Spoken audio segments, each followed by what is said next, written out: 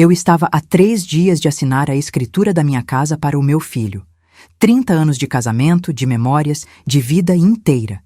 Mas o vizinho me parou no portão e disse baixo: Dona Rita, pelo amor de Deus, veja o sótão antes de entregar qualquer coisa para o Marcelo. Quando eu subi naquele sótão empoeirado, o que eu encontrei não foi só sobre o meu filho. Foi sobre o meu marido. E sobre uma mentira que durou décadas. Esta é uma história inspirada em fatos reais de drama familiar. E o que eu vi lá mudou tudo. Eu estava parada na frente do cartório Bandeirantes, ali na avenida principal de Cubatão, segurando a pasta com os documentos da casa. Meu filho Marcelo estava do meu lado, sorrindo, conversando com a namorada dele, a Jéssica. Ele parecia tranquilo, até feliz. Eu não, porque dentro da minha bolsa, junto com os documentos, tinha uma chave. Uma chave que eu encontrei no sótão 3 semanas antes. E eu ainda não sabia o que ela abria. Mas eu sabia que tinha algo muito errado naquela história toda. A tabeliã chamou meu nome. Eu olhei para o Marcelo. Ele fez sinal para eu entrar. Mas eu não entrei. Eu virei para ele e disse que precisava ir no banheiro. Saí dali, desci a escada do cartório, atravessei a rua e sentei num banco da praça.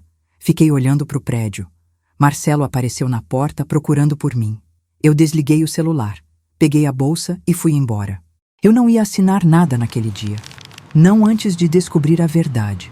Para você entender como cheguei até ali, com o coração apertado e a cabeça confusa, preciso voltar algumas semanas. Tudo começou quando Mas antes de continuar a história, deixe nos comentários de que cidade está ouvindo a história e curta o vídeo se gosta de ouvir relatos de famílias. Tudo começou quando o Marcelo apareceu aqui em casa numa quinta-feira de tarde. Eu estava na cozinha preparando o almoço quando ouvi a campainha. Abri o portão e ele entrou com aquela cara de preocupado. Sentou na mesa da cozinha, suspirou fundo e disse que precisava conversar comigo sobre algo sério. Mãe, eu estou com uma dívida grande, muito grande. Se eu não pagar nos próximos 2 meses, vão tomar meu carro, meu apartamento, tudo. Eu gelei. Meu filho sempre foi de gastar mais do que ganhava, mas nunca tinha chegado nesse ponto. Perguntei quanto era. Ele falou que eram quase 70 mil reais.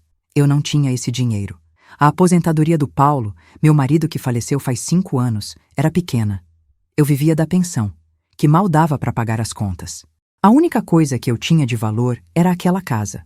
A casa onde eu criei o Marcelo, onde vivi com o Paulo por quase 30 anos. Mãe, eu sei que é pedir demais, mas... Você conseguiria passar a casa para mim? Eu vendo rápido, pago tudo e depois a gente divide o que sobrar. Ou então eu te compro um apartamento menor, num lugar bom, e você fica tranquila. Eu fiquei em silêncio. A casa era tudo para mim. Mas era meu filho pedindo ajuda. Eu não conseguia dizer não. Disse que ia pensar. Ele insistiu. Disse que o prazo era curto, que precisava de uma resposta logo. Marcou de voltar no sábado para conversarmos de novo. Se você quer ver o que aconteceu depois dessa conversa e o que eu descobri naquele sótão, curta o vídeo e comente de onde você está ouvindo essa história. Porque o que vem a seguir vai mostrar que nem sempre a gente conhece as pessoas que a gente ama. Nos dias seguintes, eu fiquei pensando muito.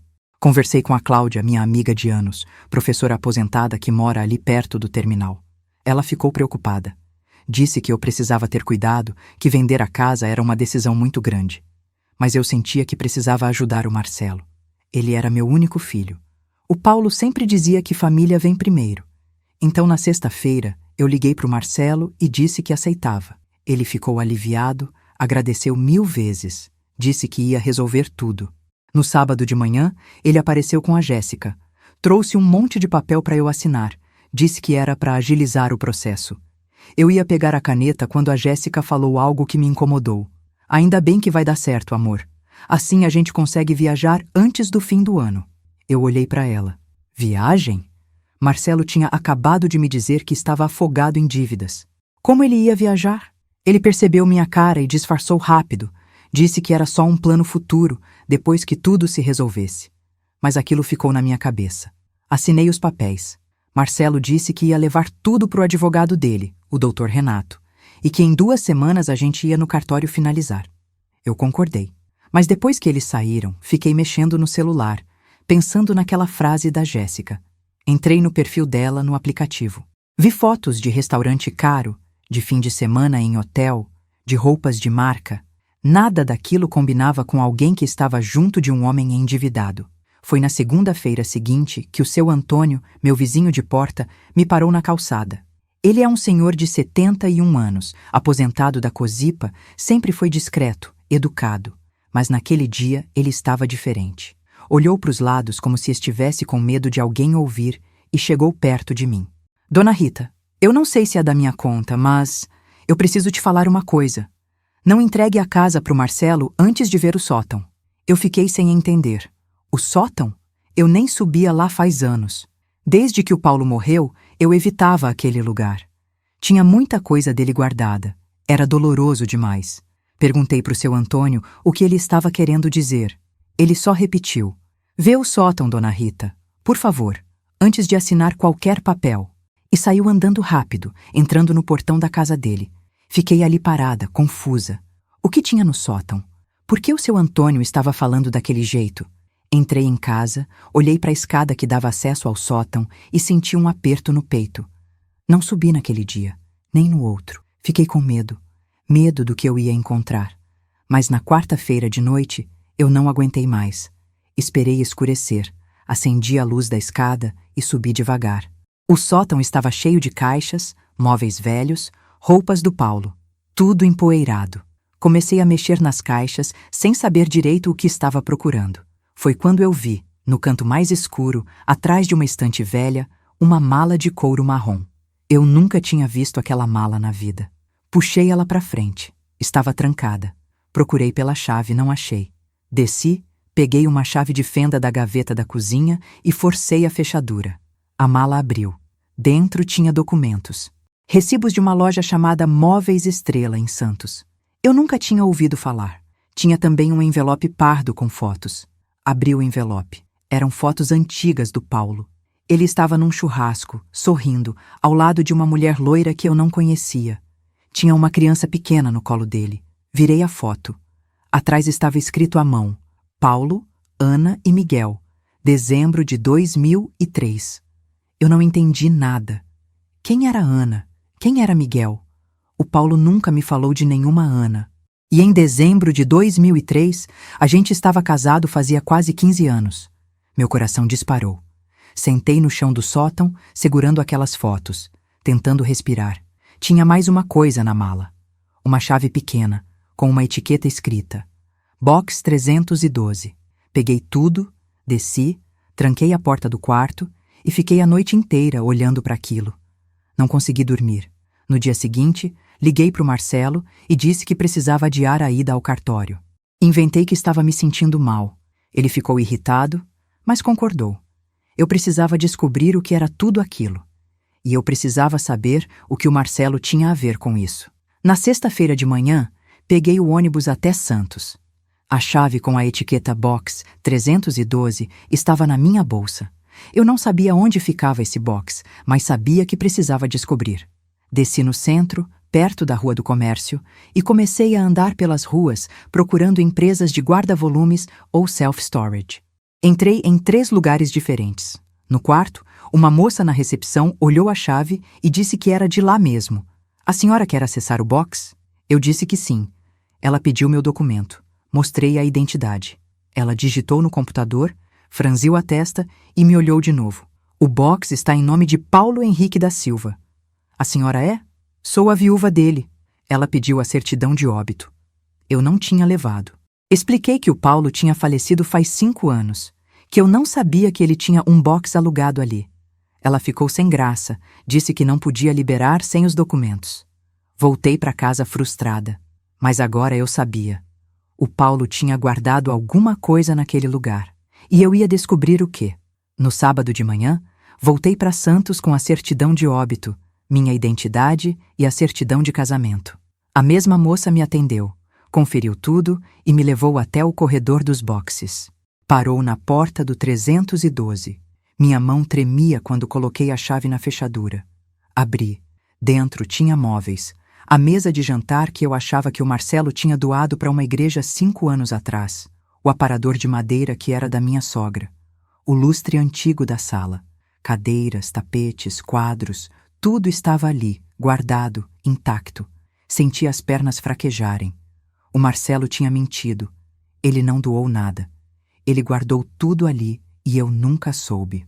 A senhora vai levar algo hoje? A moça perguntou atrás de mim. Eu disse que não. Pedi para ela me mostrar o contrato do box. Ela voltou com uma pasta. O box tinha sido alugado em 2018. Quem pagava era o Marcelo. Transferência automática todo mês. Olhei os valores. R$ 250 por mês. Durante mais de 7 anos. Fiz a conta rápido na cabeça. Mais de R$ 20.000 gastos para guardar móveis que ele disse ter doado. Saí de lá confusa. Por que o Marcelo mentiria sobre isso? Por que esconder os móveis? Sentei num banco da Praça Mauá, perto do mercado municipal, e liguei para Cláudia. Contei tudo. Ela ficou alarmada. Rita, isso não está certo. Ele está escondendo coisas de você. E se não for só os móveis? Desliguei e fiquei pensando. As fotos do Paulo com aquela mulher, Ana, a criança, Miguel, e agora os móveis escondidos. Tudo isso tinha que estar conectado de alguma forma, mas eu ainda não conseguia ver como. Voltei para Cubatão no fim da tarde. Quando desci do ônibus na rodoviária, vi o Marcelo parado do lado do ponto. Ele estava me esperando. Meu coração acelerou. Mãe, cadê você? Tentei te ligar o dia inteiro. Eu disse que tinha ido resolver umas coisas em Santos. Ele perguntou o quê? Eu menti. Disse que fui numa consulta médica. Ele não pareceu acreditar, mas não insistiu. Disse que precisava confirmar a data da assinatura no cartório porque o advogado estava cobrando. Eu disse que ainda não estava me sentindo bem, que precisava de mais uns dias. Ele ficou irritado. Mãe, você prometeu. Eu já estou com tudo encaminhado. Se a gente não assinar logo, eu vou perder o prazo com os credores. Eu olhei nos olhos dele. Meu filho. O menino que eu criei sozinha depois que o Paulo morreu. O menino que eu sempre protegi. E naquele momento eu vi algo que nunca tinha visto antes. Ele estava nervoso demais. Apressado demais. Ele queria aquela casa rápido. E não era só por causa de dívida. Cheguei em casa e tranquei a porta. Sentei na mesa da cozinha e abri o envelope com as fotos de novo. Olhei para a letra no verso. Paulo, Ana e Miguel. Peguei o celular e procurei no aplicativo do banco os extratos antigos do Paulo. Eu ainda tinha acesso porque a conta era conjunta. Comecei a olhar os meses de 2003. Transferências. Várias transferências para uma conta em nome de Ana Carla Mendes. Todas no valor de R$ 1.500. Todo mês. Durante anos. Eu senti o chão sumir debaixo de mim. O Paulo tinha outra família. Ele sustentava outra mulher. Outro filho. E eu nunca soube de nada. Fiquei olhando para aquela tela até meia-noite. Chorei. Chorei muito. Não só pela traição, mas porque o homem que eu amei por 30 anos tinha vivido uma mentira comigo durante todo esse tempo. No domingo de manhã, o seu Antônio bateu no meu portão. Abri ainda de olhos inchados. Ele entrou, olhou para mim com pena e disse baixo: A senhora viu o sótão? Eu disse que sim, que tinha achado a mala, as fotos, a chave. Ele suspirou fundo. Dona Rita, eu sabia. Eu sempre soube. O Paulo me contou pouco antes de morrer. Ele estava com remorso. Me pediu para cuidar da senhora caso algo acontecesse. Mas eu nunca tive coragem de contar. Perguntei o que mais ele sabia. Ele disse que o Paulo teve um relacionamento com a Ana durante quase 15 anos. Que o Miguel era filho dele. Que o Marcelo descobriu isso uns 2 anos antes do Paulo morrer. E que o Marcelo usou isso para chantagear o próprio pai. Chantagear como? Eu perguntei, sentindo a voz tremer. O Marcelo ameaçou contar tudo para a senhora. O Paulo ficou desesperado. Começou a dar dinheiro para o Marcelo para ele ficar quieto. Muito dinheiro. Foi assim que o Marcelo comprou o apartamento dele, o carro. Tudo com dinheiro que ele arrancou do pai. Eu sentei no degrau da escada da varanda. Não conseguia acreditar. Meu filho tinha chantageado o próprio pai. Tinha tirado dinheiro dele usando a traição como arma. E agora estava fazendo o quê? Tentando tomar a casa também? O seu Antônio continuou. Depois que o Paulo morreu, o Marcelo continuou. Ele procurou a Ana. Disse que se ela não sumisse e deixasse a senhora em paz, ele ia contar tudo. A Ana tinha medo de perder o filho, de sujar a memória do Paulo. Então ela aceitou. Sumiu. Nunca mais apareceu. Mas o Marcelo guardou provas de tudo. Recibos, fotos, documentos, ele guardou para usar se precisasse. E por que você está me contando isso agora? Eu perguntei. Porque ele vai fazer a mesma coisa com a senhora. Ele quer essa casa, e ele vai fazer o que for preciso para conseguir. Eu ouvi ele falando com a namorada aqui na calçada semana passada. Ele disse que assim que a casa estiver no nome dele, ele vende rápido e some. Disse que a senhora não vai ter como provar nada. Eu fiquei em silêncio.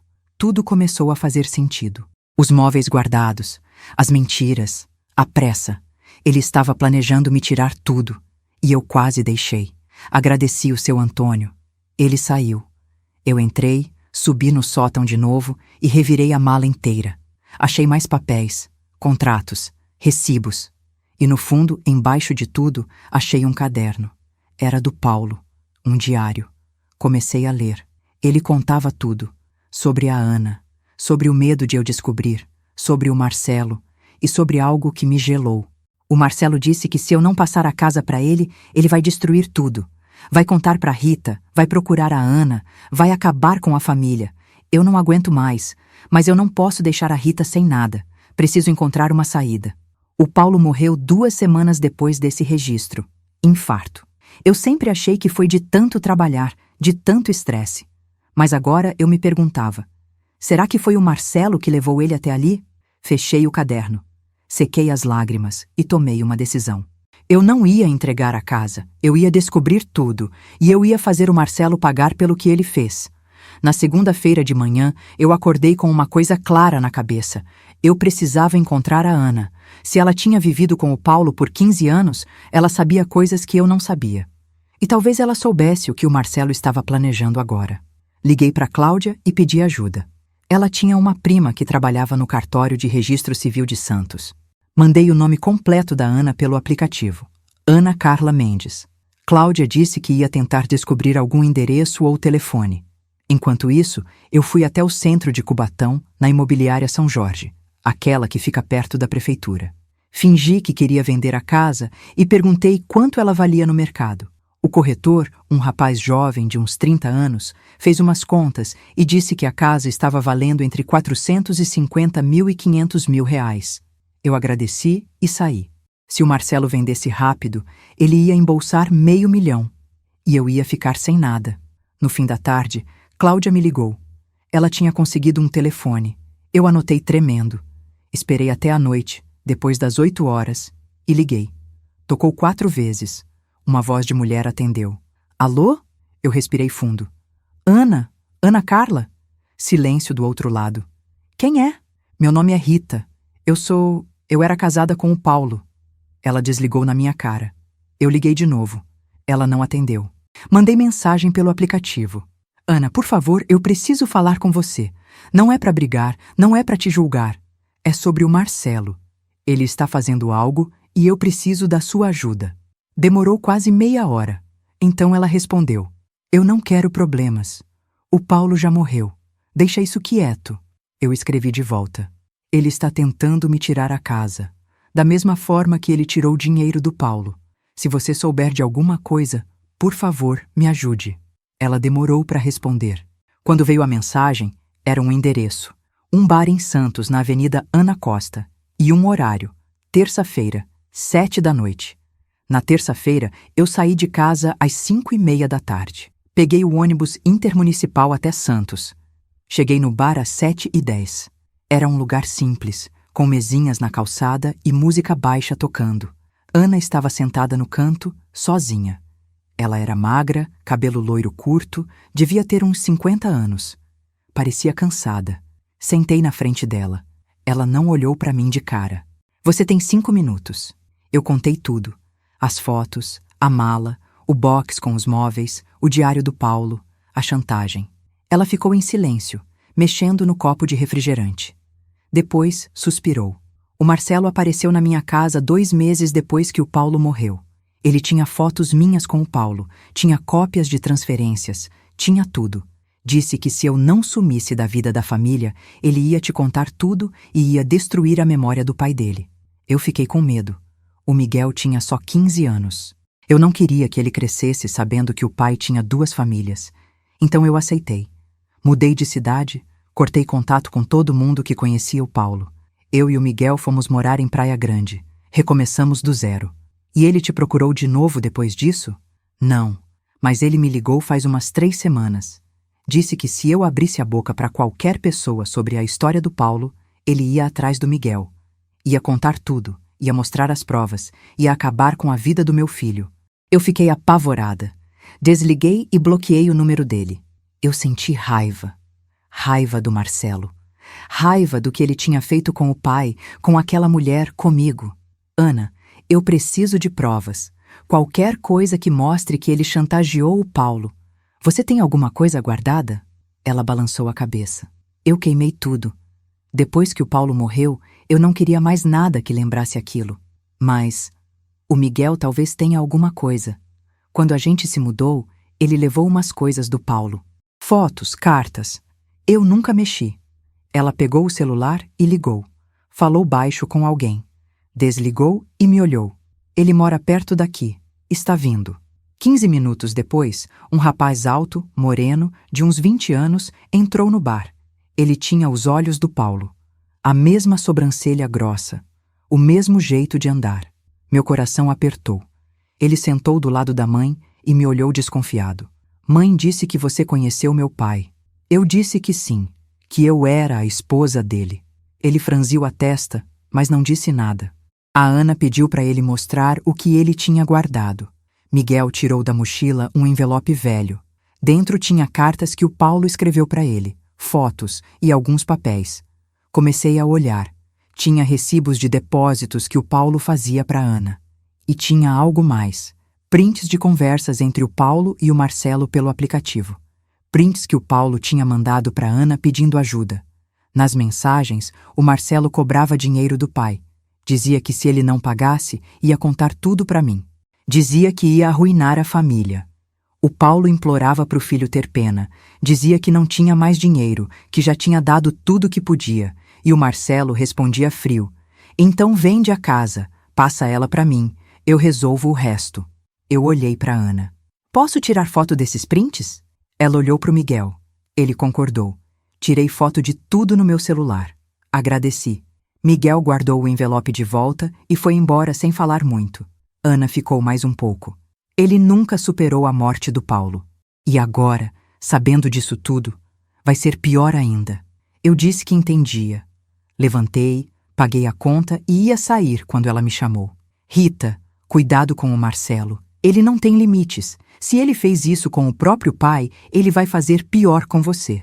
Voltei para Cubatão quase 10 da noite. Quando entrei na minha rua, vi o carro do Marcelo parado na frente da minha casa. Ele estava encostado no portão, com o celular na mão. Quando me viu, veio na minha direção. Mãe, a gente precisa resolver isso logo. O advogado está cobrando. Eu marquei no cartório para quinta-feira, 2 da tarde. Você vai estar lá? Eu olhei para ele. Meu filho, o menino que eu criei, e vi um estranho. Eu vou.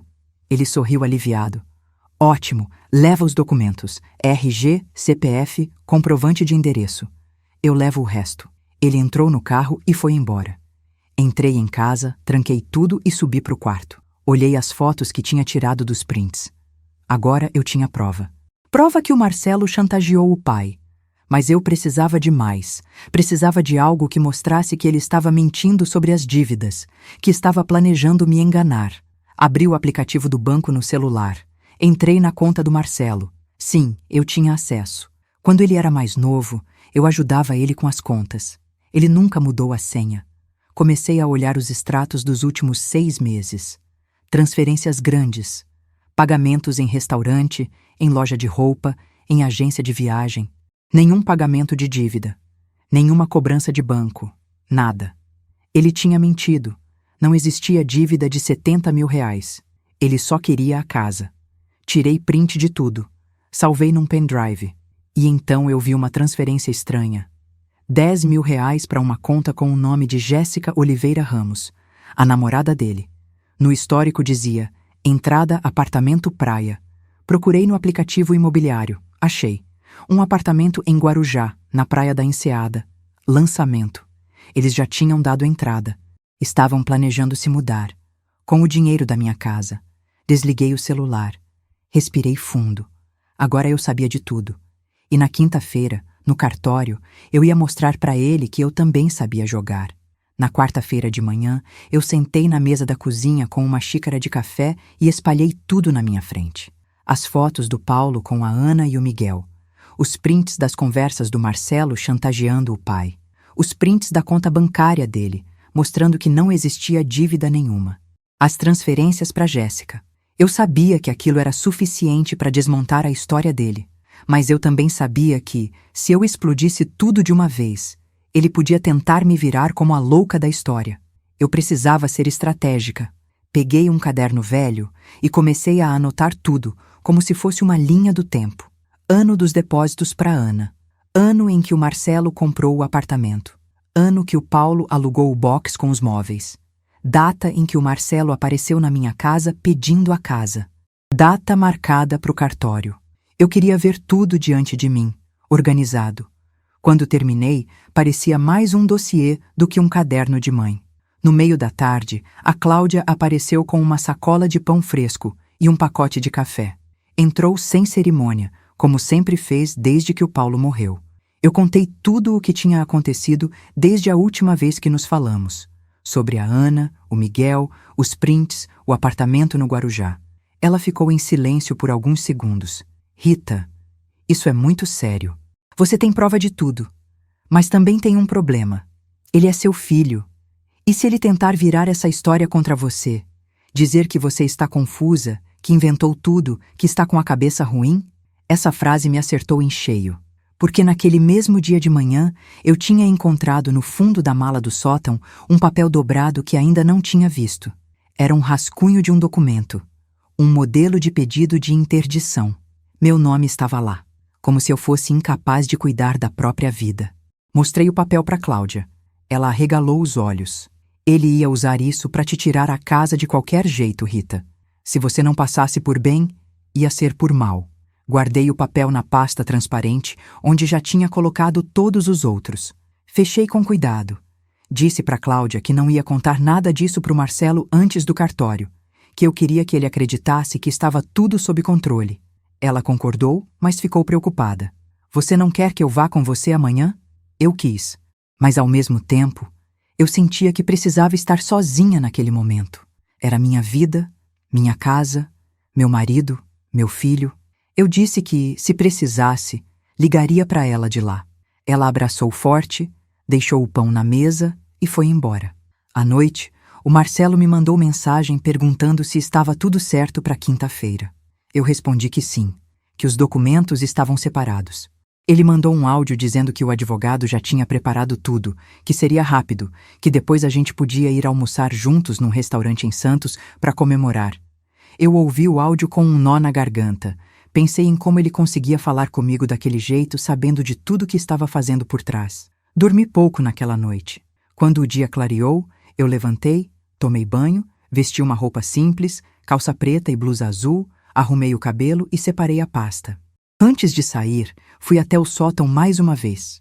Olhei para o espaço vazio onde a mala tinha ficado. Tirei uma última foto da mala e do diário, só para garantir. Desci, travei a porta de casa e saí. No caminho até o cartório, dentro do ônibus, eu repassava mentalmente o que ia fazer. Eu não ia chegar acusando. Eu ia deixar o Marcelo se sentir seguro, deixar ele sentar, sorrir, falar dos planos. Só quando todos estivessem na sala com a caneta na mão, eu ia abrir a pasta e colocar tudo na mesa. Não era vingança pela vingança, era proteção. Eu precisava proteger o que restava da minha vida. Cheguei no cartório 15 minutos antes do horário. O mesmo cartório Bandeirantes onde eu estava no começo da história. Sentei num banco na recepção. O ar-condicionado gelado batia no meu rosto, mas minhas mãos estavam suadas. Fiquei observando as pessoas entrando e saindo. Casais registrando firma, gente pegando certidão, gente rindo, gente séria. Cada um com sua história, sua assinatura, sua decisão. Marcelo chegou alguns minutos depois. Terno simples, camisa social clara, cheiro de perfume forte. Jéssica veio com ele, com um vestido florido, salto alto, bolsa nova. Atrás deles, um homem de meia idade, com terno escuro e pasta de couro. Era o advogado, o tal do Dr. Renato. Mãe, que bom que você chegou cedo. O Dr. Renato já deixou tudo pronto, vai ser rapidinho. Ele me apresentou ao advogado. O homem sorriu, apertou minha mão, falou das vantagens de organizar tudo em vida, de como era importante pensar na sucessão. Eu só assentia. Por dentro, eu pensava em como ele não fazia ideia do que estava prestes a acontecer naquela sala. A tabeliã chamou nossos nomes. Entramos numa sala grande, com uma mesa comprida, cadeiras de cada lado, um computador e uma pilha de documentos. Ela conferiu nossos documentos, pediu para eu sentar de um lado, Marcelo do outro. Jéssica ficou atrás dele, o advogado sentou ao lado. Eu coloquei minha pasta no colo. Então, dona Rita, este aqui é o contrato de compra e venda e a minuta da escritura. A senhora vai transferir o imóvel para o seu filho Marcelo, certo? Eu olhei para ela e sorri de leve. É o que ele está dizendo. Marcelo me olhou rápido, sem entender o tom. A tabeliã começou a ler os dados. Endereço da casa, metragem, valor de referência. Quando ela falou o valor, quase R$500 mil, vi os olhos da Jéssica brilharem. O advogado confirmou. Disse que estava tudo dentro da média do mercado. Marcelo balançava a perna, ansioso. Agora eu preciso que a senhora leia e, se estiver de acordo, assine aqui, dona Rita. Ela empurrou o contrato para mim e apontou a linha com o dedo. Eu não peguei a caneta. Em vez disso, abri a pasta com calma. Tirei um dos papéis e coloquei sobre o contrato. Antes de assinar qualquer coisa, eu quero que todo mundo aqui veja isso. Era um dos prints das conversas do Marcelo com o Paulo. Aquele em que ele dizia para o pai vender a casa e passar para o nome dele. A tabeliã franziu a testa. O advogado se inclinou para frente. Jéssica se aproximou por trás. Marcelo ficou rígido na cadeira. Mãe, o que é isso? Eu olhei para ele. Isso aqui é você, falando com seu pai antes dele morrer, pedindo para ele vender a casa. Dizendo que se ele não te passasse tudo, você ia contar para mim que ele tinha outra família. A sala ficou em silêncio. O advogado pigarreou, tentou retomar o controle. Dona Rita, isso não tem relação direta com o ato de hoje. Podemos tratar disso em outra ocasião. Eu tirei mais papéis da pasta e espalhei pela mesa. Fotos do Paulo com a Ana e o Miguel. Recibos de transferência para Ana. Prints da conta do Marcelo, mostrando os gastos, o apartamento no Guarujá. E, por fim, o rascunho de interdição com o meu nome. Tem sim, doutor. Tem tudo a ver. Porque ele veio aqui hoje fingindo que está desesperado, cheio de dívidas, dizendo que precisa da casa para se salvar. Mas não existe dívida nenhuma. O que existe é um plano. Um plano que começou quando ele chantageou o próprio pai, continuou escondendo móveis num box em Santos e agora quer terminar tomando a minha casa para ir morar na praia com a namorada. Jéssica deu um passo para trás. O advogado ficou sem reação.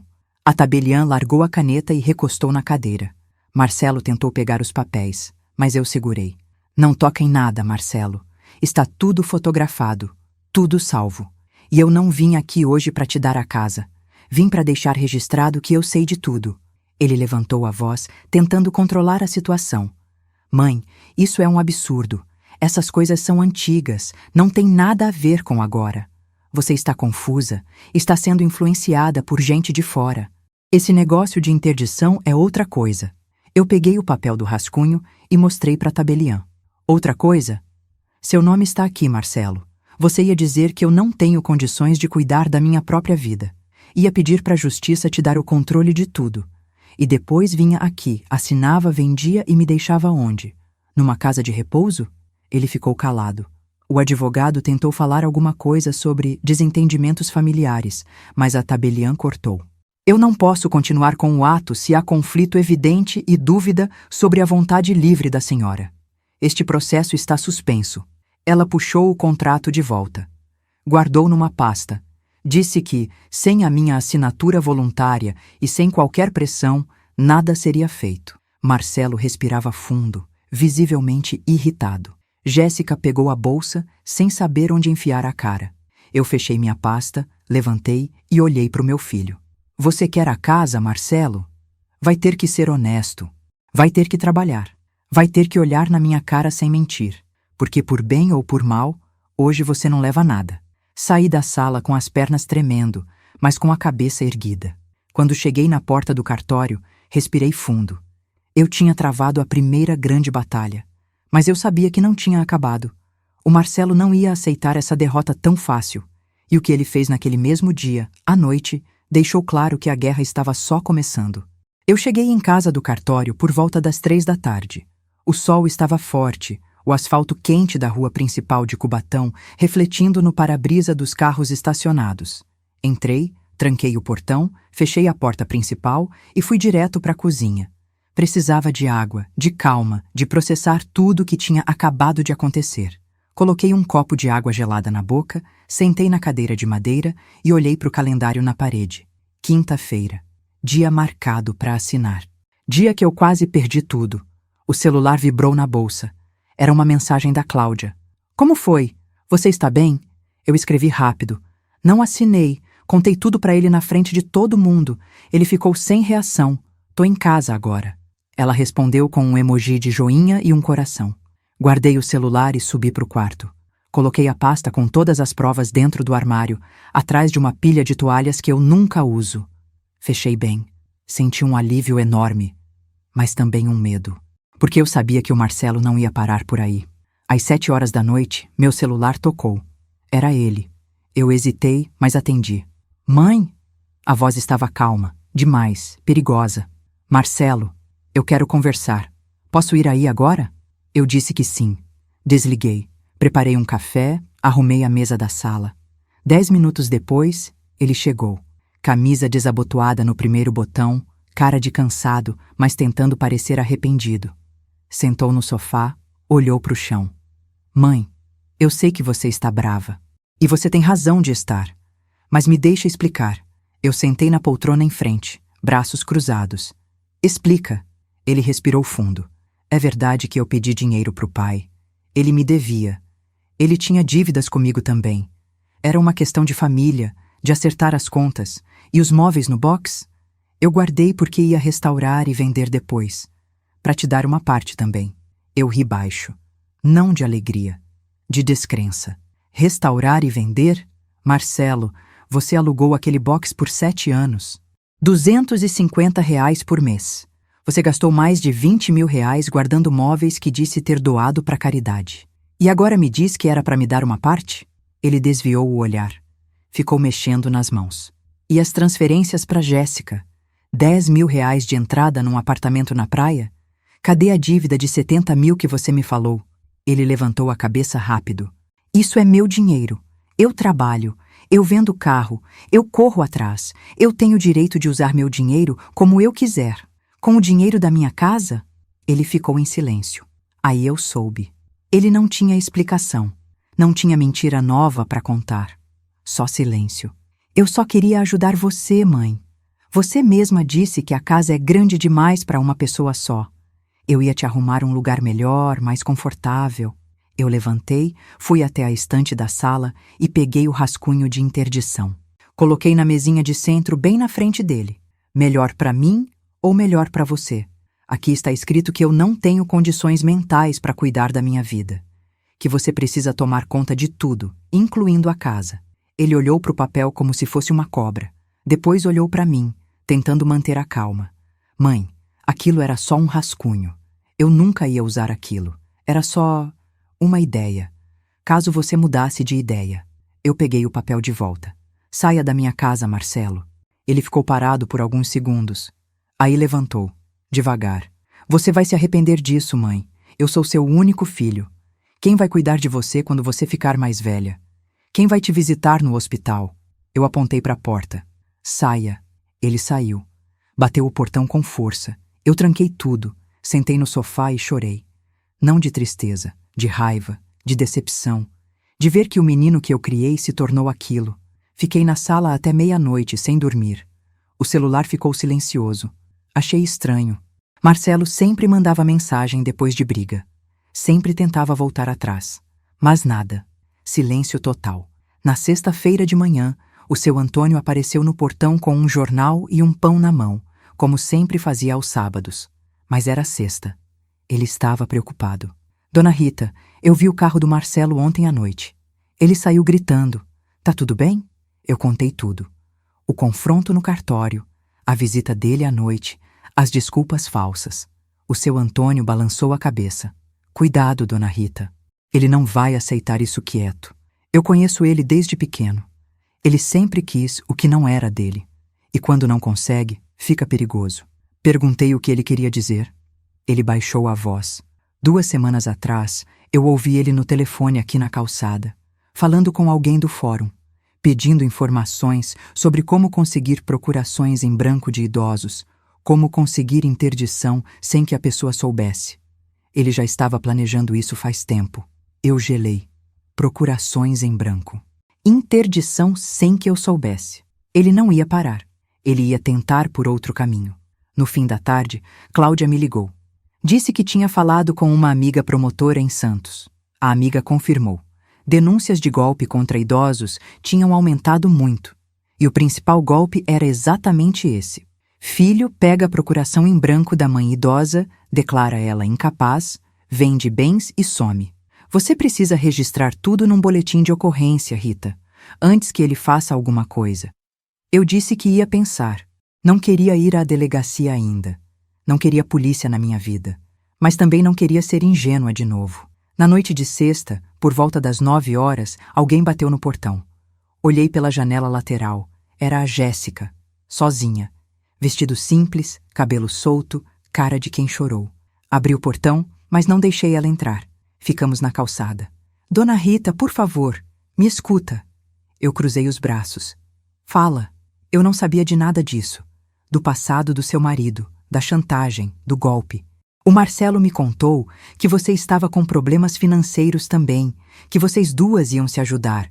Ele disse que você queria se mudar para um lugar menor. Eu ri. E você acreditou? Com fotos de viagem, restaurantes caros, entrada de apartamento na praia? Ela abaixou a cabeça. Eu desconfiei, mas ele sempre tinha explicação.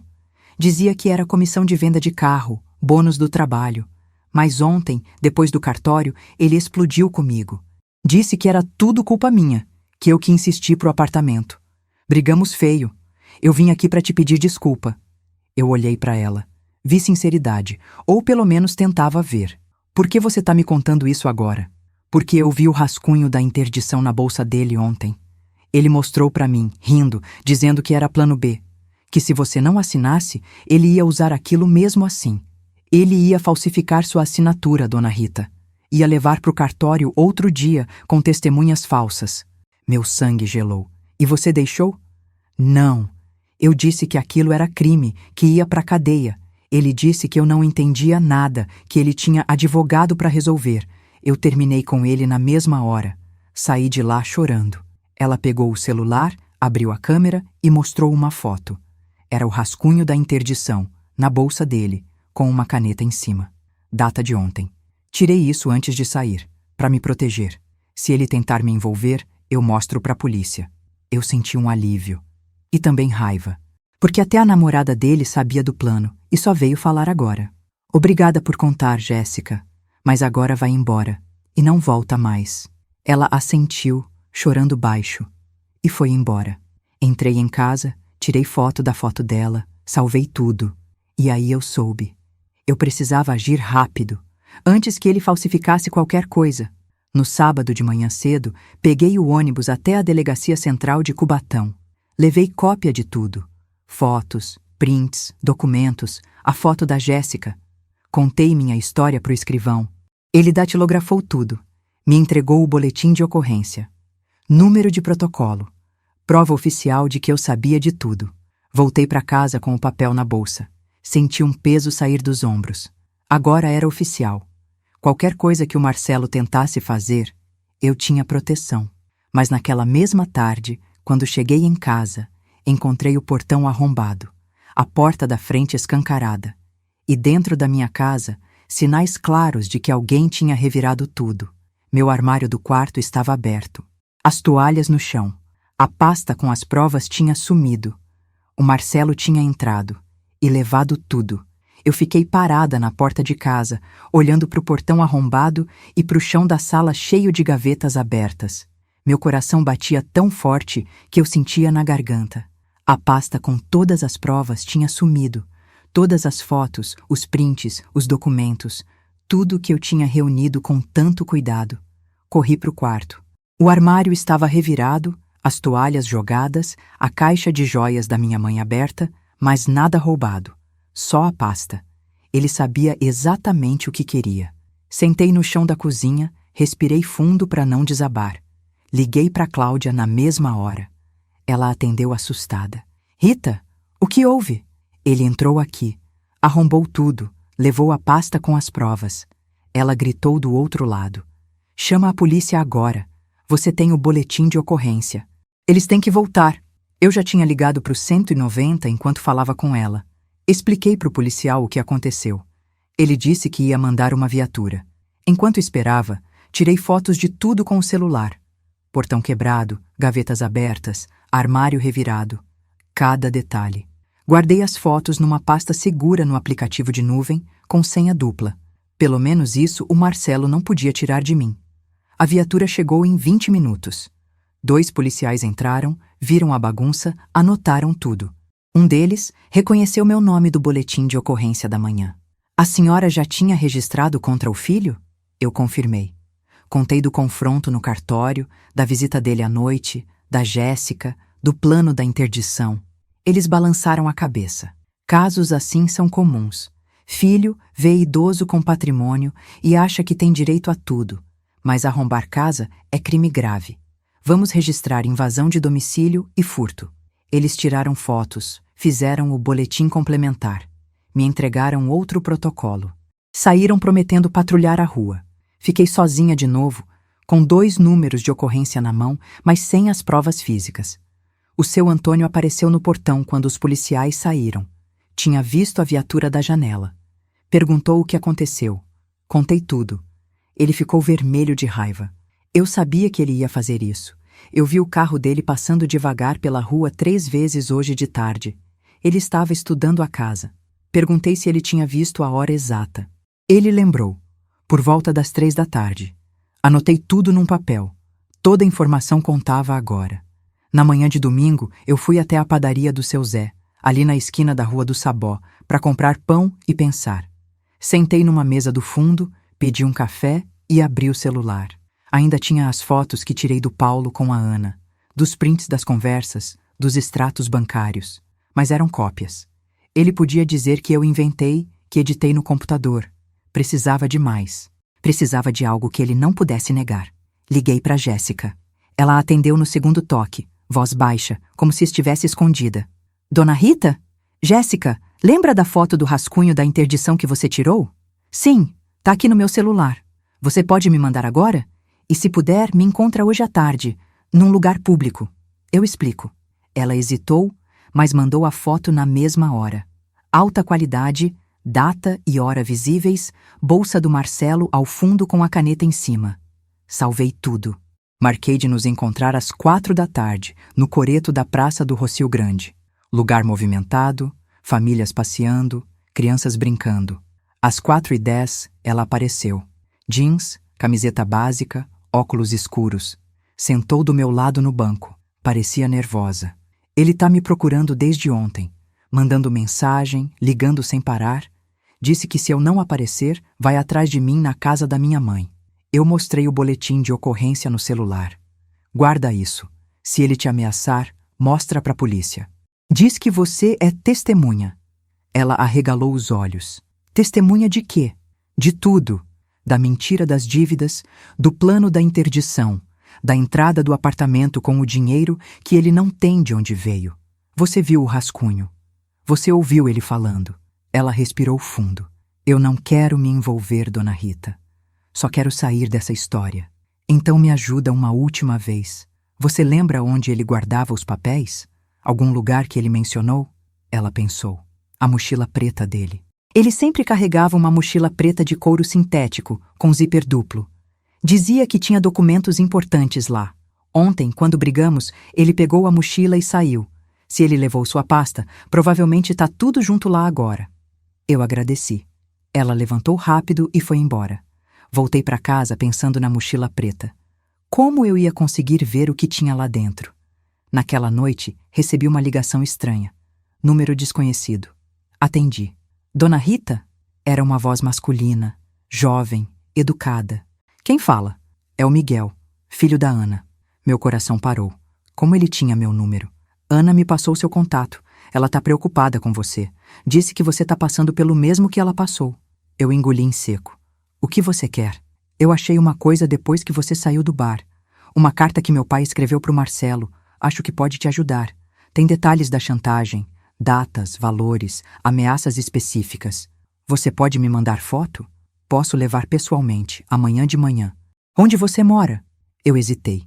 Não queria um estranho na minha casa. Não agora. Na Praça do Rocio Grande. 9 da manhã. Mesmo banco. Ele concordou. Desligamos. Fiquei até tarde organizando tudo que eu ainda tinha.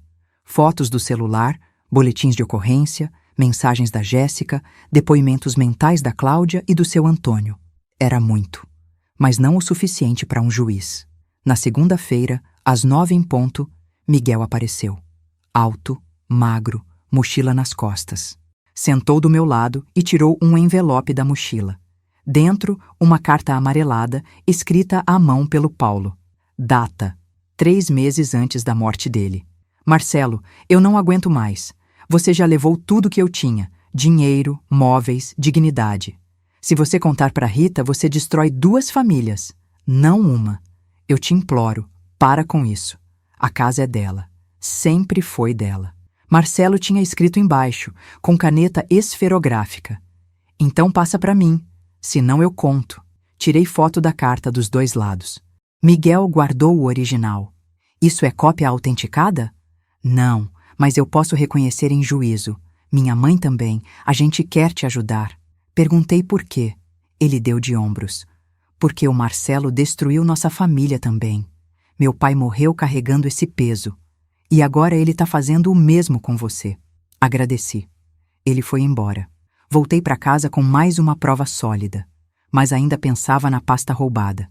Precisava recuperá-la. À tarde, resolvi arriscar. Liguei para o Dr. Renato, o advogado do Marcelo. Ele atendeu seco. Escritório do Dr. Renato speaking. Doutor, aqui é Rita, mãe do Marcelo. Silêncio. Dona Rita, o que deseja?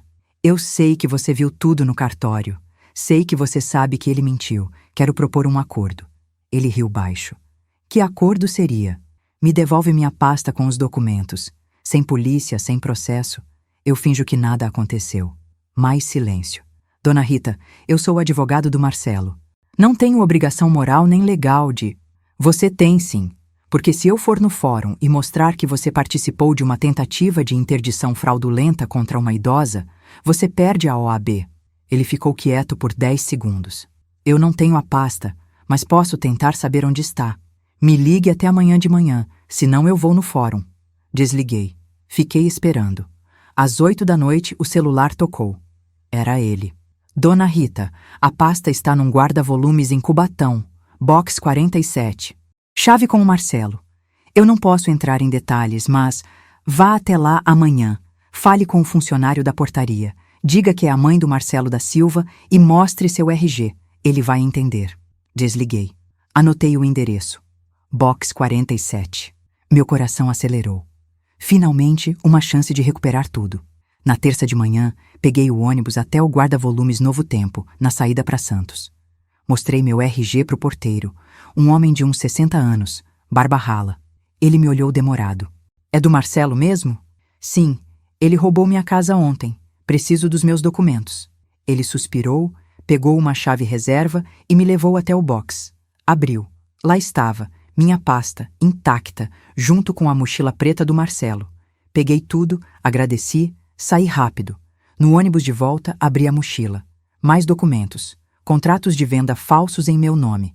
Procurações em branco com minha assinatura falsificada. E um plane ticket para Miami. Data: 2 semanas. Ele ia vender a casa, falsificar tudo e fugir do país. Cheguei em casa às 11. Tranquei tudo 2 vezes. Liguei para Cláudia.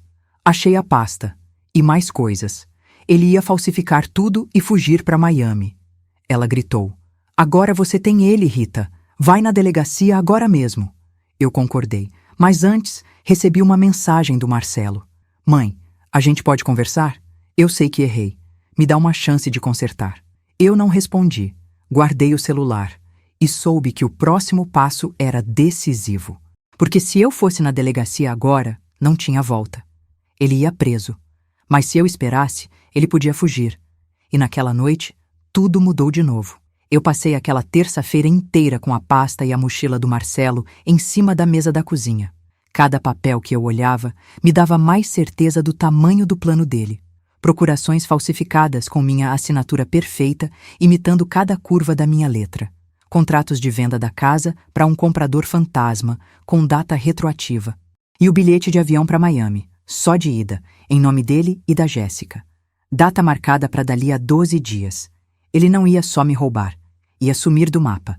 Liguei para Cláudia e pedi para ela vir urgente. Ela chegou em meia hora com um caderno e uma calculadora. Sentamos juntas e fizemos as contas. Se ele vendesse a casa por R$500 mil, pagasse as taxas do cartório, do corretor, descontasse o que já tinha dado de entrada no apartamento do Guarujá, ainda sobrava mais de R$400 mil. Suficiente para começar uma vida nova nos Estados Unidos. Comigo aqui, sem nada. Você tem que ir na delegacia hoje, Rita. Ele pode desconfiar a qualquer momento e fugir antes. Eu sabia que ela estava certa, mas também sabia que, uma vez que eu registrasse isso como tentativa de estelionato e falsificação, meu filho ia virar réu, preso, julgado. Meu único filho. A imagem dele pequeno, brincando no quintal, pedindo colo depois da escola, veio na minha cabeça. Lágrimas escorreram. Cláudia segurou minha mão. Ele fez a escolha dele, Rita. Agora você tem que fazer a sua. Às 4 da tarde, pegamos o ônibus juntas até a delegacia central. Levei cópias de tudo. Deixei os originais trancados num cofre pequeno que o Paulo tinha instalado no sótão anos atrás. O escrivão da vez anterior me reconheceu. Ouviu tudo de novo, com mais detalhes agora. Tentativa de golpe, falsificação, arrombamento, ameaça implícita de interdição. Ele digitou tudo no sistema, chamou um investigador. O investigador era um homem sério, de uns 40 anos, barba por fazer. Olhou cada documento com calma. Anotou nomes: Marcelo, Jéssica, Dr. Renato. Pegou minha declaração por escrito. No final, disse que ia pedir um mandado de busca e apreensão na mochila e nos pertences do Marcelo, que ia intimar o guarda-volumes para confirmar a invasão do box e que ia abrir inquérito por estelionato tentado e falsidade ideológica. Ele já foi identificado como suspeito. Vamos atrás dele amanhã cedo. Saí da delegacia com outro protocolo na mão, o terceiro em uma semana. Cláudia me acompanhou até em casa. Antes de ir embora, abraçou forte. Você fez o certo, Rita. Agora é com a justiça. Naquela noite, eu não dormi. Fiquei esperando a ligação do Marcelo. A mensagem. A batida na porta. Nada. Silêncio absoluto. Ele devia estar se sentindo seguro com a pasta na mão. Mal sabia que eu tinha recuperado tudo. Na quarta-feira de manhã, o seu Antônio apareceu com o jornal do dia. Tinha uma nota pequena na última página. Polícia Civil investiga golpes contra idosos em Cubatão. Ele leu em voz alta. Eles estão pegando pesado agora, dona Rita. Seu caso deve estar ajudando. Eu agradeci e entrei. Às 10 horas o celular tocou. Número da delegacia. O investigador. Dona Rita, encontramos o Marcelo. Ele estava no apartamento do Guarujá, arrumando malas. Pegamos a mochila preta, os documentos falsos, o bilhete de avião. Ele está detido aqui na central. Quer falar com ele? Eu disse que sim. Fui até lá com o coração na mão. Na sala de visitas, separado por vidro, lá estava ele. Camisa amassada, barba por fazer, olhos vermelhos. Pegou o telefone. Mãe, Marcelo, eu sei que errei feio. Me tira daqui. Eu prometo que mudo, que trabalho, que te ajudo. Eu olhei para ele através do vidro. Não vi mais meu filho. Vi um homem que escolheu o caminho errado. Você teve todas as chances, Marcelo. Quando pediu ajuda, eu ajudei. Quando pediu a casa, eu quase dei. Quando você mentiu, eu te perdoei. Mas falsificar documento? Roubar minha casa? Fugir para Miami? Isso não tem volta. Ele bateu no vidro. Você chamou a polícia, minha própria mãe. Como você faz isso comigo? Como você fez com seu pai? E ia fazer comigo. Ele ficou em silêncio. Aí veio a última cartada. Se eu for preso, eu conto tudo. Sobre o pai, a Ana, o Miguel. Todo mundo vai saber que ele era um mentiroso. Que você viveu uma mentira por 30 anos. Eu sorri de leve. Conta. Eu já sei de tudo. Conheci a Ana, conheci o Miguel. Eles me ajudaram contra você. E o Paulo? Ele já pagou o preço dele. Você é quem vai pagar o seu agora. Um guarda veio atrás dele. Corteu a visita. Ele saiu gritando que eu ia me arrepender. Que ia voltar. Que ia destruir minha vida. Voltei para casa exausta. O peso tinha saído, mas a dor ficou. Cláudia apareceu à tarde com um bolo caseiro. Sentamos na varanda e conversamos pela primeira vez sem pressa. Sobre o Paulo, sobre os anos bons, sobre o que eu ia fazer agora. Você vai vender a casa mesmo?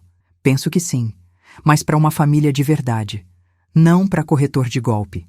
Quero um apartamento pequeno, perto do centro, perto de você. Ela sorriu. E o Marcelo? Deixo com a justiça. Não vou pagar advogado para ele. Não vou visitar. Ele fez a escolha dele. Na quinta-feira, a notícia saiu no jornal local. Filho é preso por tentar roubar casa da mãe em Cubatão. Sem citar nomes, mas todo mundo na rua sabia. O seu Antônio trouxe o jornal. Parabenizou. Disse que eu era exemplo de coragem. Na sexta, recebi uma ligação inesperada. Era a Ana. Voz calma. Rita, o Miguel viu a notícia. Ele quer te conhecer melhor. Disse que você é família agora. Eu ri. Família. Uma palavra que tinha mudado de significado para mim. No sábado, uma corretora da imobiliária Anchieta me procurou. Família de Santos querendo comprar a casa. Oferta boa, R$ 480 mil. Aceitei. Assinatura marcada para terça seguinte. Desta vez, sem drama, sem mentiras. Mas na segunda de noite, 2 dias antes da nova assinatura, alguém jogou uma pedra no meu portão. Quebrou o vidro da janela da sala. Na pedra, um papel amarrado. Você vai pagar. Letra conhecida. Marcelo. Liguei para a delegacia na hora. O investigador confirmou. Marcelo tinha saído em liberdade provisória na sexta. Fiança paga pelo Dr. Renato. E agora estava solto. Livre para tentar de novo. Eu tranquei tudo. Dormi com luz acesa. E soube que a batalha ainda não tinha acabado. Ele ia voltar. E quando voltasse, eu precisava estar pronta para o golpe final. Naquela segunda-feira de noite, depois da pedra no portão com a ameaça, eu não consegui fechar os olhos. Fiquei andando de um lado para o outro na sala, com todas as luzes acesas e o celular na mão, pronta para ligar para o 190 a qualquer barulho.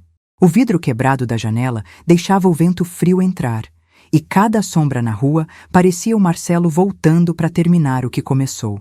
Às 3 da manhã, o seu Antônio apareceu no portão com uma lanterna. Eu vi a pedra, dona Rita. Chamei a polícia? Eu disse que sim, que o investigador já sabia. Ele trouxe um pedaço de madeira e tapou a janela quebrada. Ficou ali comigo até o sol raiar, conversando baixo sobre os velhos tempos, quando o Marcelo era criança e corria pela rua com uma bola de futebol. Na terça de manhã cedo, antes da assinatura da casa, fui na delegacia registrar a ameaça. O investigador me recebeu pessoalmente. Mostrei a pedra, o papel, a letra. Ele confirmou que o Marcelo tinha saído com fiança na sexta, mas agora tinha nova acusação: ameaça e dano. Mandou reforçar a patrulha na minha rua. Ele não vai te tocar, dona Rita. Tem mandado de afastamento contra ele. Se aparecer a menos de 500 metros da sua casa, vai preso de novo. A assinatura da casa aconteceu às 11 da manhã, no mesmo cartório Bandeirantes. Desta vez, só eu, a família compradora, um casal com 2 crianças pequenas, e a corretora. Tudo limpo, tudo correto. Recebi a chave do novo apartamento no centro de Cubatão, perto da Praça da Matriz, já mobiliado. R$ 480 mil na conta. Meu futuro garantido. Voltei para casa antiga pela última vez naquela tarde. Caminhões de mudança já levavam meus móveis para o novo endereço. O seu Antônio ajudou a carregar caixas. Encontrei uma foto antiga do Paulo e do Marcelo na estante da sala. Guardei no bolso. Era o fim de uma era. Na quarta-feira, me mudei para o apartamento novo. Pequeno, mas arejado. 2 quartos, cozinha americana, varanda com vista para a praça. Cláudia apareceu com plantas e cortinas. Passamos o dia arrumando tudo.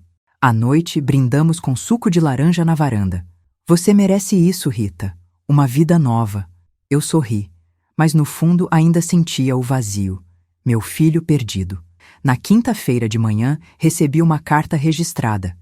Remetente, escritório do Dr. Renato. Abri com cuidado. Era uma notificação extrajudicial. Marcelo exigia metade do valor da venda da casa, alegando direitos de herança antecipada e despesas com cuidados da mãe. Assinado pelo advogado, copia para o fórum. Liguei para o investigador na hora. Ele riu. É blefe. Ele não tem direito nenhum enquanto o processo criminal rola. Mas é bom você contratar um advogado de defesa. Cláudia indicou uma amiga, doutora Lúcia, especialista em direito de família. Fui no escritório dela à tarde. Mulher de uns 50 anos, óculos de armação vermelha, jeito direto. Olhou todos os boletins, prints, cartas, sorriu no final. Você tem um caso sólido, Rita. Ele não leva nada. Pelo contrário, você pode pedir indenização por danos morais. Mas vamos responder essa notificação primeiro. Na sexta, a resposta saiu. Curta e grossa. Rejeitamos integralmente os pedidos. Processo criminal em andamento. Qualquer tentativa de assédio será comunicada à promotoria. Silêncio de novo. Uma semana passou. Eu comecei a me acostumar com a rotina nova. Caminhadas na praça, café na padaria da esquina, visitas da Cláudia. O seu Antônio levava jornal todo dia. Até pensei em adotar um gato de rua que aparecia na varanda, mas na segunda seguinte, 11º dia depois da prisão dele, meu celular tocou. Número bloqueado. Atendi. Mãe? Marcelo. Voz rouca, como se tivesse chorado. O que você quer? Eu tô na rua, sem dinheiro, sem lugar para ficar. O Dr. Renato me largou, a Jéssica sumiu, me ajuda, por favor, só dessa vez. Eu hesitei. A imagem dele, preso, sozinho, veio na cabeça. Ele era meu filho, mesmo depois de tudo. Onde você está? Num motel aqui em Santos, perto do Gonzaga. Não aguento mais. Não vem pro apartamento, tem mandado de afastamento. Eu sei. Eu só preciso de dinheiro para comer. R$2.000. Eu prometo que sumo da sua vida. Eu desliguei. Fiquei olhando pro celular meia hora. Abri o aplicativo do banco. Tinha mais de 450 mil na conta. 2.000 era nada, mas era o princípio. Liguei para a doutora Lúcia antes de decidir. Ela disse que eu podia dar, desde que registrasse como ajuda humanitária sem reconhecimento de dívida. Fiz um Pix de R$2.000 para um motel em Santos. Mandei mensagem. É o último. Não me liga mais. Ele respondeu rápido. Obrigado, mãe. Eu te amo. Não respondi. Os dias seguintes foram calmos, até que na quinta da semana seguinte, o investigador ligou. Dona Rita, novidades. Marcelo foi visto em Praia Grande. Tentou contato com a Ana e o Miguel. Eles registraram ameaça. E tem mais. Encontramos o comprador fantasma dos contratos falsos. É um laranja dele, funcionário de oficina mecânica. Tá tudo se fechando para o Ministério Público. Perguntei da audiência. Semana que vem, ele vai responder por estelionato tentado, falsidade, ameaça, invasão. Pelo menos 5 anos. Desliguei aliviada. Mas naquela noite, enquanto lavava a louça, ouvi um barulho na varanda. Olhei. Era ele, Marcelo, parado ali, sujo, barba crescida, olhos fundos. Abri a porta devagar, mantendo distância. Como você veio até aqui? Peguei um ônibus. Mãe, eu tô destruído. Deixa eu entrar só para conversar. Não pode. Mandado de afastamento. Ele deu um passo para frente.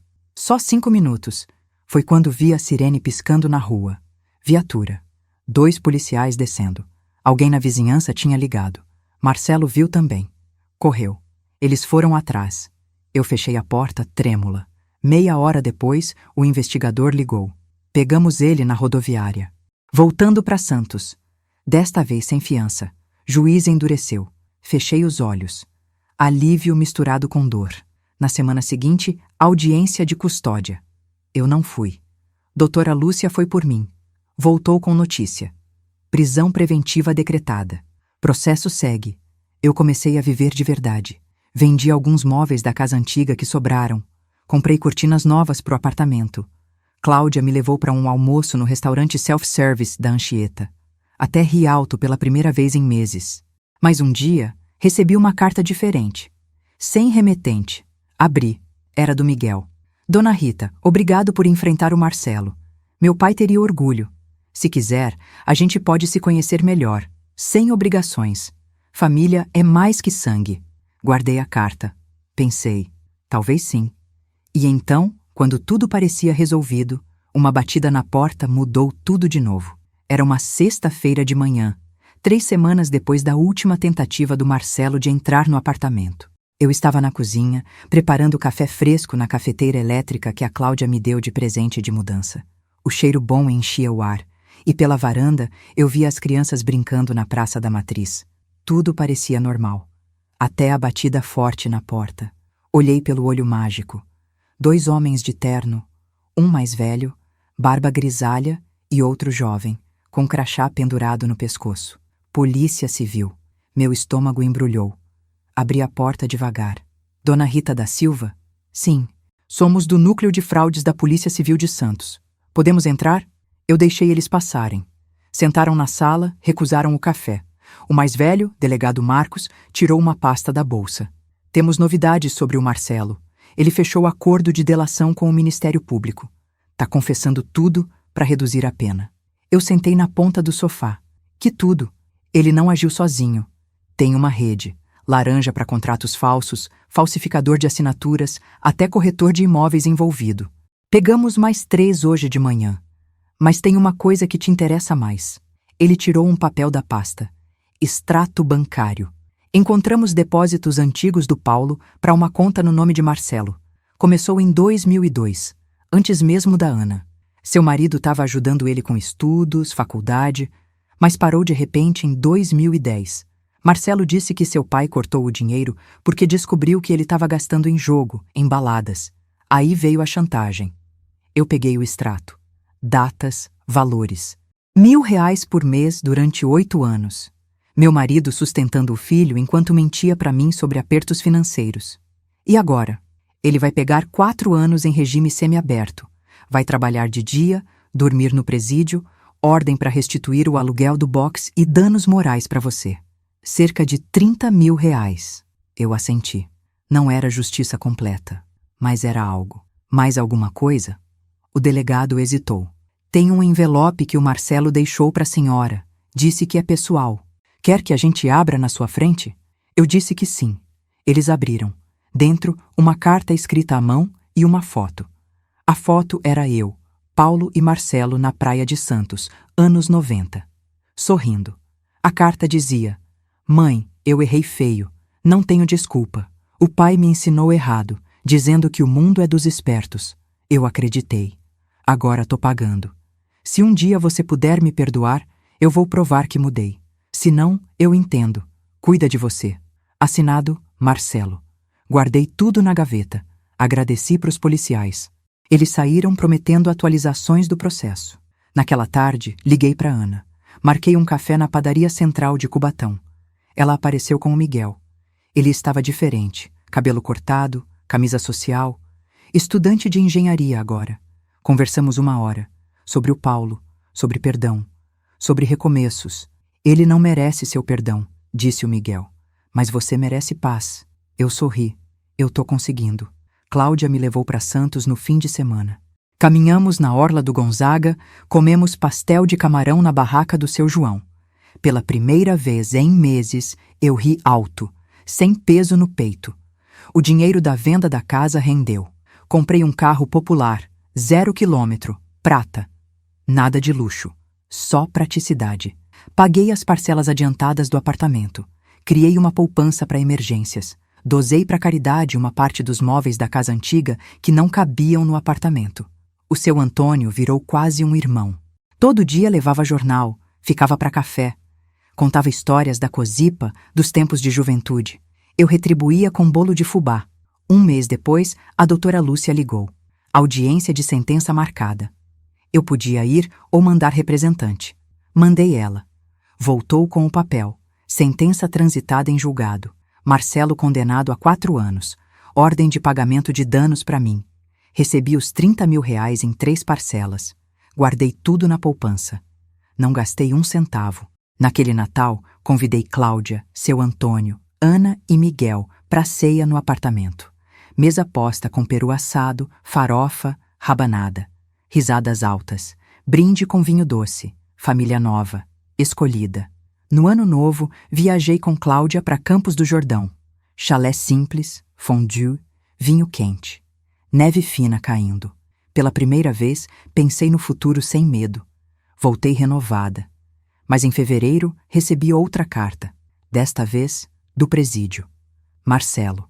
Mãe, tô trabalhando na marcenaria aqui dentro. Aprendendo ofício. Li 2 livros. Tô lendo a Bíblia agora. Ainda penso em você todo dia. Se puder, responde. Guardei a carta com a primeira. Não respondi. A vida seguiu. Abri uma conta no aplicativo de delivery para pedir comida nos dias preguiçosos. Participei de um grupo de caminhada na praça. Conheci Dona Lourdes, viúva como eu, parceira de bingo às quintas. E então, em maio, quase 6 meses depois de tudo, o inesperado aconteceu. Bateram na porta. Olhei pelo olho mágico.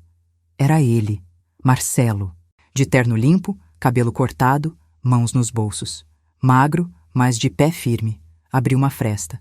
Mãe, você não pode estar aqui. Mandado de afastamento ainda vale. Eu sei. Vim pedir perdão. Pessoalmente. Tô em livramento condicional. Trabalho numa oficina em Santos. Aluguei um quarto. Pago minhas contas. Não bebo mais. Não jogo. Quero provar que mudei. Olhei nos olhos dele. Vi remorso. Ou talvez só quisesse ver. Você destruiu nossa família 2 vezes, Marcelo. Com seu pai. Comigo. Por que eu deveria acreditar agora? Porque eu não tenho mais nada a perder. E porque eu sinto muito. De verdade. Fechei a porta. Tranquei. Sentei no sofá chorando. Liguei para Cláudia. Ela veio. Ouviu tudo.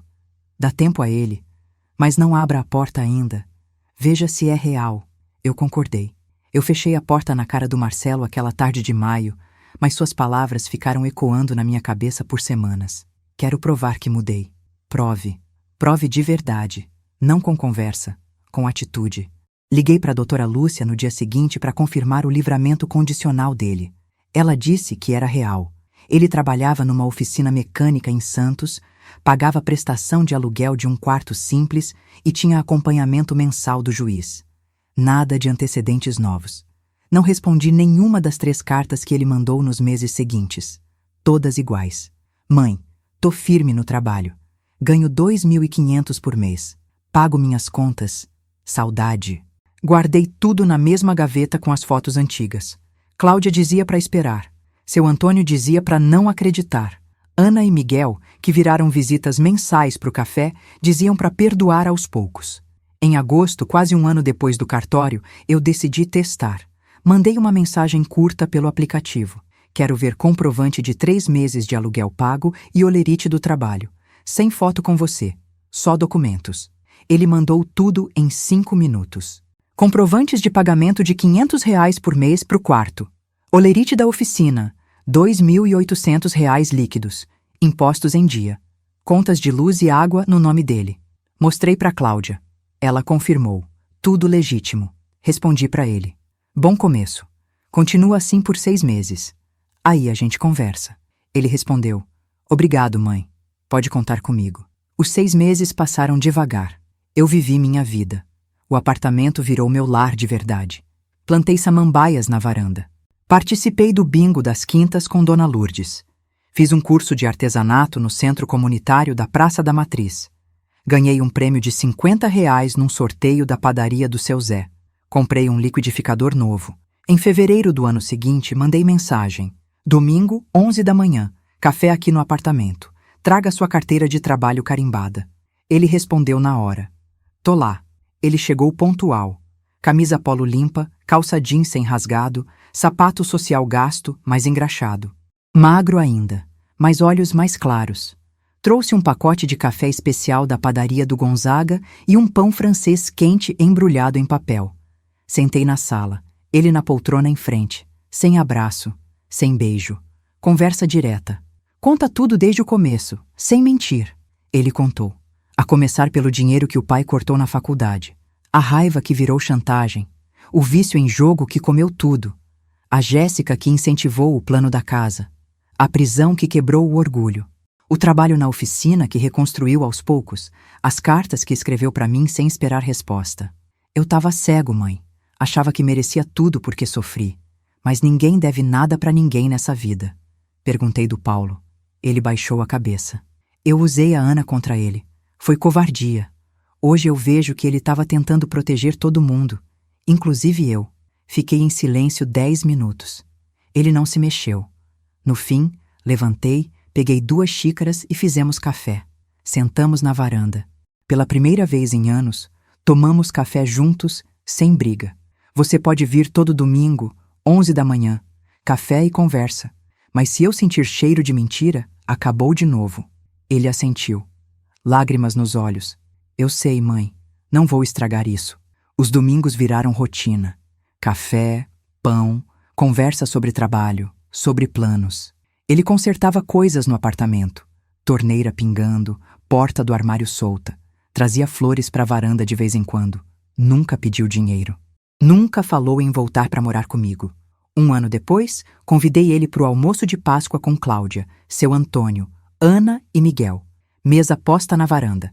Bacalhau assado, batata gratinada, salada. Ele sentou do meu lado. Miguel do outro. Conversa leve.